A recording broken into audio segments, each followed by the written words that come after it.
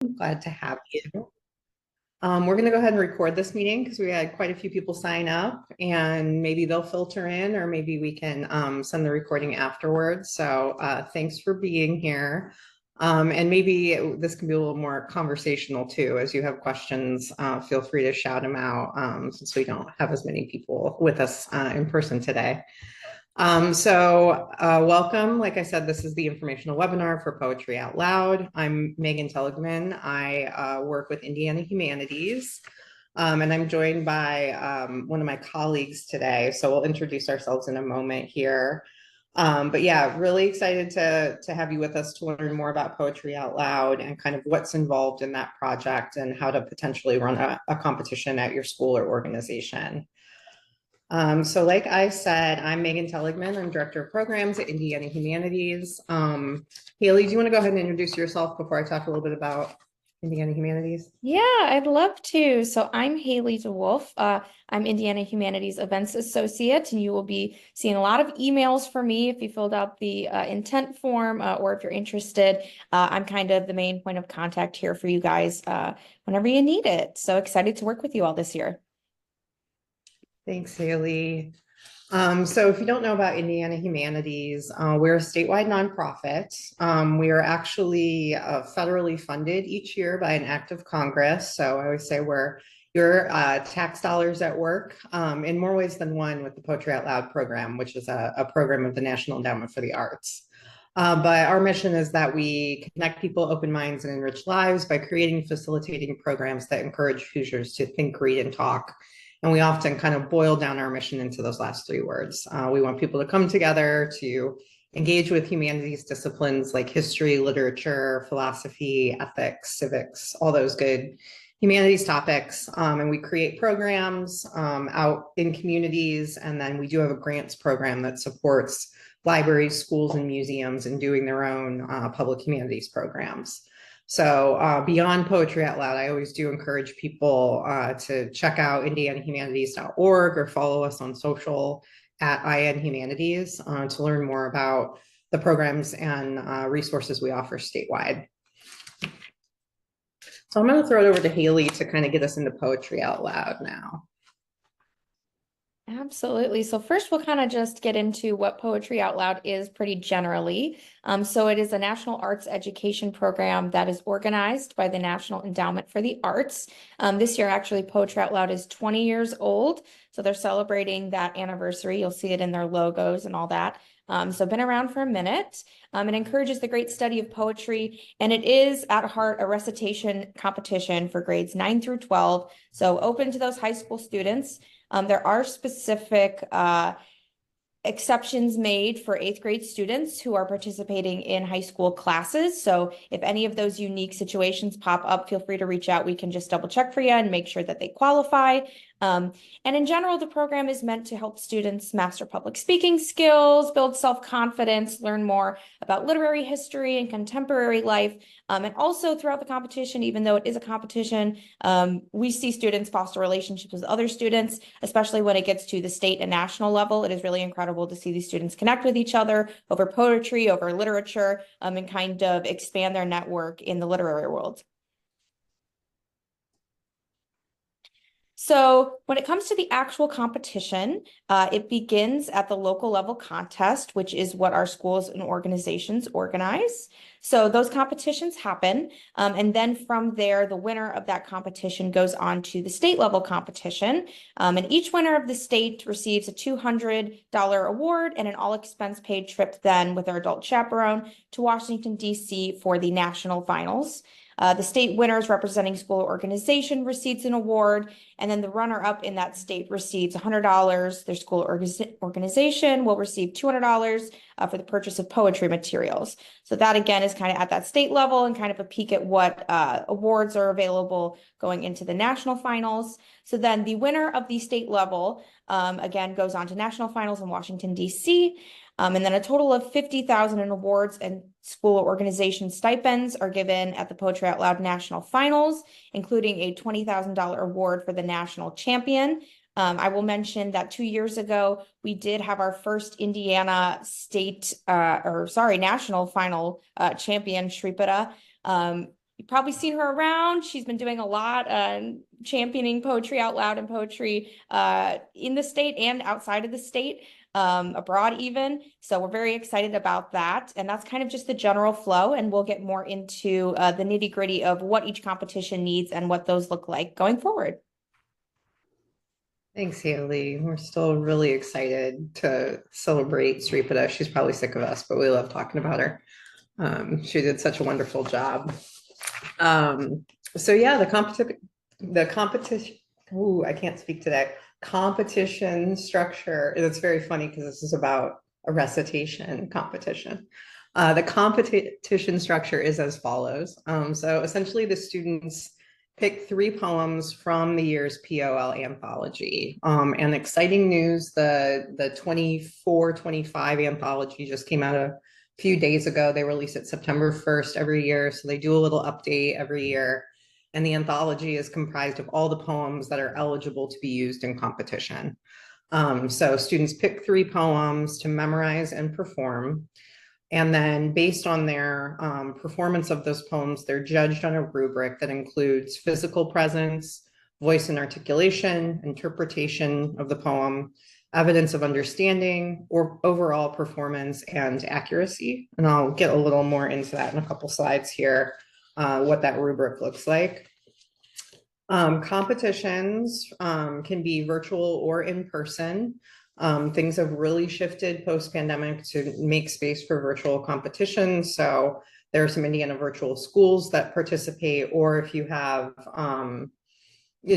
gatherings of students that happen in more virtual environments, that's now allowed for, whereas before the pandemic, it was very much an in-person competition. Regional competitions may choose to do 1 to 3 rounds, but only 1 winning student will advance to the state tournament. So you might have, you might do multiple contests within a school, but ultimately you have to get down to 1 winning student to go to that state tournament.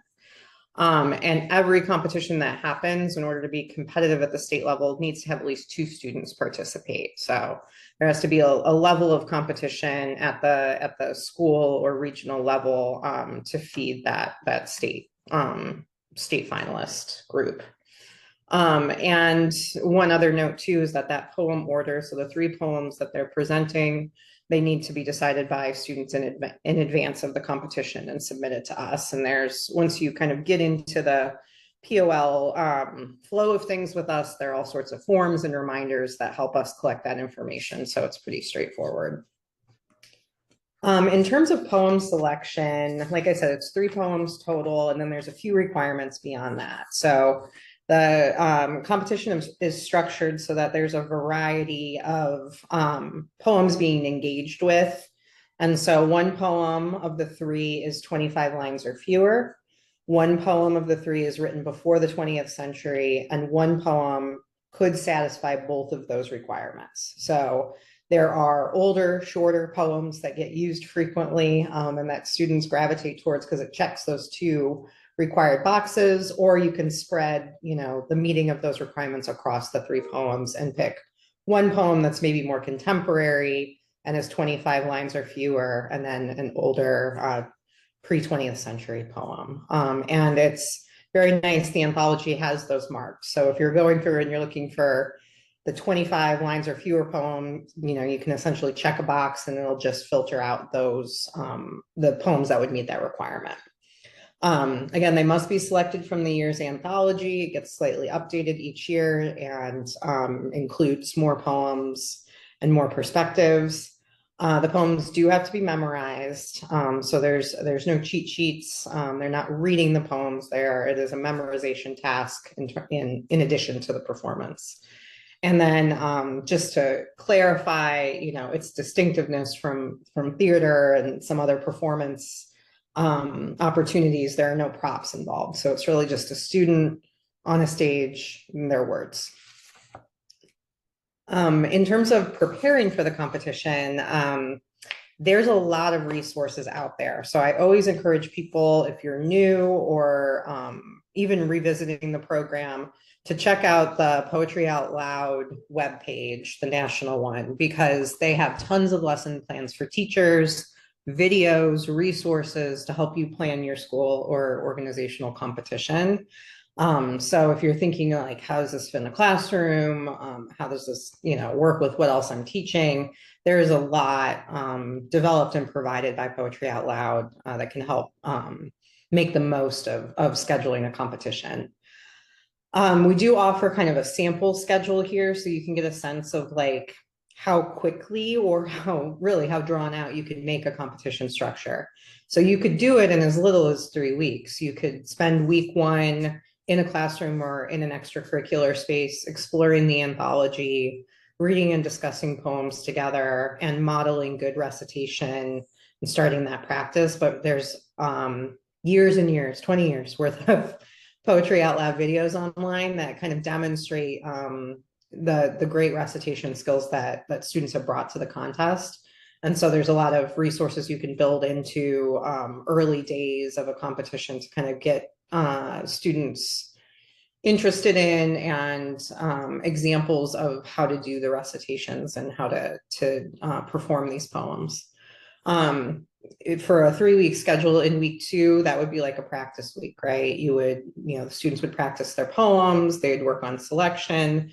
These are where the lesson plans come in, where you can start looking at specific rubric elements and interpretation of poems, things like that, and then start working towards practicing competing and sample scoring of rubrics and things like that. And then after a few weeks, you can move into a class or a school competition, depending on how you structure it. And like I said, you could kind of get it in as little as 3 weeks if that was, the timeline you were working on. There are some schools and organizations that, really build this out into a much longer experience, where you'd spend a lot more time reading the anthology and discussing the poems, and a lot more time with practice, leading to a competition that's maybe a few months out. Or you have classroom competitions that happen a few weeks in, and then several weeks later, you have the school competition. All the classroom competitions have fed that school competition. So kind of depending on what your situation is, there's a lot of flexibility. You can get it in a few weeks, or you can, expand that time frame and deepen the engagement depending on your circumstances. I've been mentioning this rubric, and I'll put it in here, but it's all in the Poetry Out Loud Organizer's Guide. And we can drop some links in the chat and send them as a follow-up too. That's linked from our website as well. This is the guide that judges are given. And so I'll talk a little bit about accuracy in a second, because you do need a couple different kinds of judges, but I just want to walk through the rubric a little bit. So you'll see physical presence is noted, that there's kind of a comfort on stage, a familiarity, and that there's a presence there. The Poetry Out Loud competition is as much about the poetry as it is about the public speaking skills you can kind of develop in doing this. So physical presence is part of it, voice and articulation, making sure that, unlike me, you can understand all the words, and there's not too rushed. There's, good even intonation and appropriate emphasis, rhythm, pacing, all those good poetry things. It also gets into interpretation. So does how the poem is being said makes sense? Does the performance of the poem indicate that the student understands the poem itself and the implications there? And that's also leading into evidence of understanding. As we know, poetry can be interpreted a lot of different ways. So there's some flexibility, but you want to make sure that the students are indicating that they understand, what is being portrayed in the poem. And then they get an overall score at the end. And it just kind of like sums everything up in enjoyment, impact on audience, those types of things. But they're scored also on accuracy, right? So I do want to note that there's a separate accuracy score sheet, including a points-based system on based on like errors and the types of errors that those are. So they get kind of this performance score here that you see in the green rubric, but they also, a second judge looks at the actual accuracy. Did they skip a word? Did they transpose a word? Did they skip a line? Those types of things. There's a points guide where you would subtract points from the score based on the number of errors and what kind of errors there were. So that is to say, when you're thinking about a classroom or a school competition, you really do need two kinds of judges, one that's looking at what's on the screen rubric and one that's like listening to the poem, has a printed copy in front of them and is marking any errors that have occurred. So you need two types of judges, but we really recommend that you have, several judges that are looking at this together. So we say 3 to 5 judges look at this green rubric and 1 judges the accuracy. So you have one person kind of keeping track and then a group of judges that are scoring this green rubric. Oops, sorry. And then we always encourage judges to kind of take a step back. They may love or hate a poem, but they're really looking at performance. So as you're getting your judges ready for scoring, there's a whole judge's guide that can be sent to them and they can walk through it, and there's kind of guidance on how to look at each of these 5 categories, tons of resources. But yeah, just emphasizing to the judges that there's some separation between the performance of the poem and what they think about the poem itself. Next up is like how you might start to put together a competition. So what you would need essentially, which is a coordinator. You might need an MC depending on the size of your competition. So if you have 20 students presenting or performing, you might want someone who's, popping up in between each student, helping pause so the judges can do their tabulation, and then introducing the next student. And so sometimes it's helpful if you're doing a big school competition or something like that, anything that has multiple students, to maybe have someone that's helping with that. So the coordinator can be more behind the scenes, making sure the students are ready to go on stage and that the judges are tabulating and doing all that. Like I said, we recommend 3 to 5 performance judges and 1 accuracy judge. Again, that's a little contingent on the size of your contest, and happy to talk through that, but a handful of judges to judge those 2 categories. We do also recommend having a prompter there. So if a student forgets a line, there's somebody that's up in the front, maybe sitting next to the accuracy judge, that has the poem in front of them that can give the student the next line and hopefully get them going again. There is a deduction, obviously, if they need to use the prompter. So you always want to tell your students, like, if you're making eye contact with the prompter, make sure you're being clear that you're not just trying to come up with the line, you're ready to be prompted, because there is a point deduction. And then it helps too to have someone that's tabulating the scores as you go, so that you can pretty quickly announce who the winner is at the end, and you don't have to like make the students wait and stuff. Just if you want to do a competition in like one organized event, it's nice to have that score tabulator there, so you can get the score ready quickly and make an announcement quickly. All right. I think I'll pause there and see if there are any questions, because we're about to get into like timeline and dates and things like that. Are there questions about hosting a competition or any of the elements or resources? Great. All right, I'll let Haley, and we'll have plenty of time for questions at the end, but I'll let Haley talk a little bit about the timeline. Thanks, Megan. So we're kind of off to the races now that our first date on the timeline has passed, September 1st. The anthology has been released for this season of Poetry Out Loud. You can find that online and also on our Indiana Humanities Poetry Out Loud page on our website. We'll get into kind of resources in a bit, but that's where you can access that, so students can select their poems from that anthology. December 6th is when the intent to participate form deadline is. So if you have already filled out the form that your school is participating, that's that form, and we will need that information by then. So if anyone is interested and hasn't done that yet, make sure to get that in by December 6th. And then January through March, coaching is available to students who would like a little bit extra help getting ready. And then February 7th is the finalist registration deadline. So that is the date by which we need your winner from your competition, their name, and they will register kind of separately on our end to get ready to go on to the state level competition. But that's kind of the deadline for any time between kind of December and that February 7th. You can hold your competition, but that is the date we need that kind of finalist information. And then once that finalist information happens and we have who your winner is from your school or organization, they have about a week to submit 2 videos virtually, and that is their first and second round videos. Those are the poems they will recite. We do it virtually to kind of help speed up the state program. If we had all of our students performing everything all at once, it would be quite a bit for all of us. So we go ahead and do the first 2 poems virtually, and they submit those. And that is due by February 14th, those round 1 and 2 video submissions.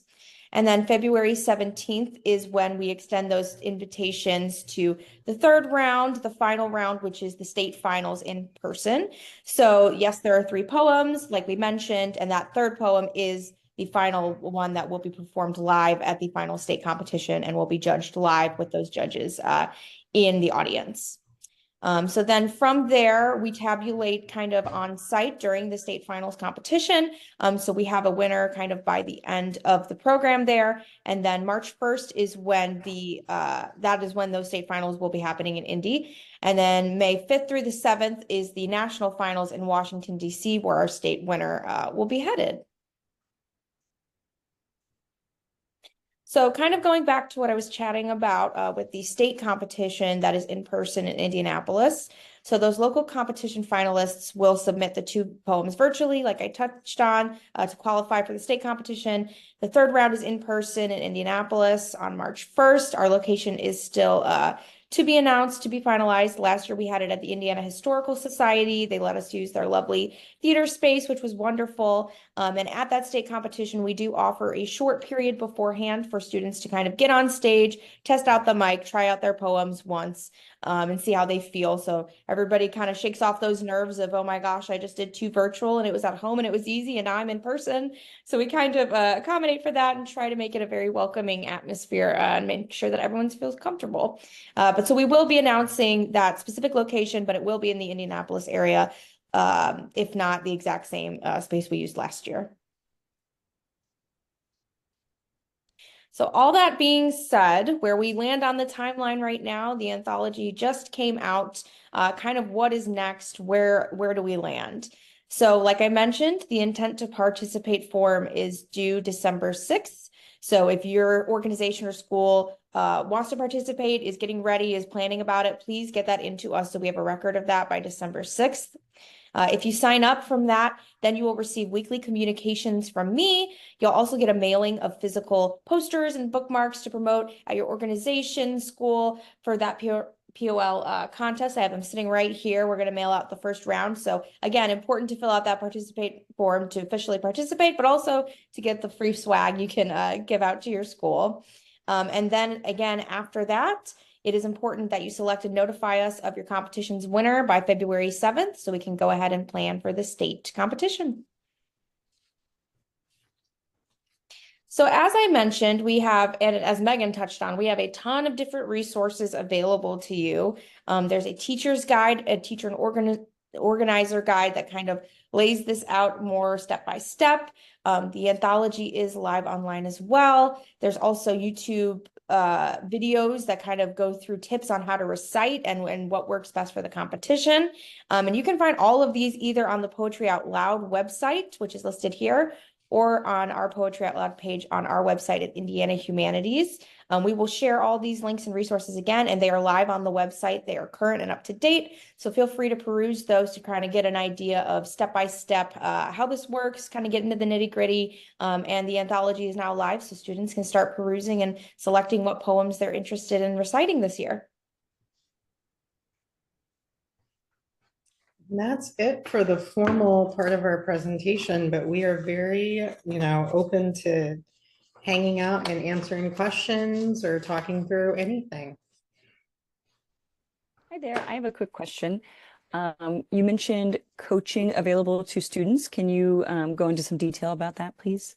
Yeah, for sure. So we contract with a wonderful former, he's a open mic poet. He has a PhD in education from Indiana University, Adam Henze, and he has a lot of background in speech and debate, and he's been our coach for 2 years now for the students. So what we try to do is at least offer any of the competition winners, if they want a session with Adam before they come to state, like we are happy to set that up. So I think what we're going to do this year to make it a little easier on Adam's time is do like a Calendly link. So they could just pick a time with Adam and like a half-hour block of time on Zoom and work with him, just get a little, perform their poems, get a little extra feedback. And then that hopefully becomes just another, place for them to get some tips and tricks before they come to state. Awesome. Thank you so much. And then I have one more question. Mhm. You mentioned the 3 different poems and all the different criteria for our Yeah. school competition. Do they need to complete all 3 for us, or do they complete just one? We recommend that you do all 3 so they get the practice before they have to submit those videos.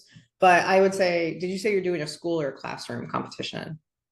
We haven't decided yet, Okay. but it will probably, even if we do classroom, it will then probably culminate in a school event. Right. For the school one, I would do all 3, but for the classroom competitions, you can get away with one, Okay, if that makes great. sense. Thank you. Yeah, no problem.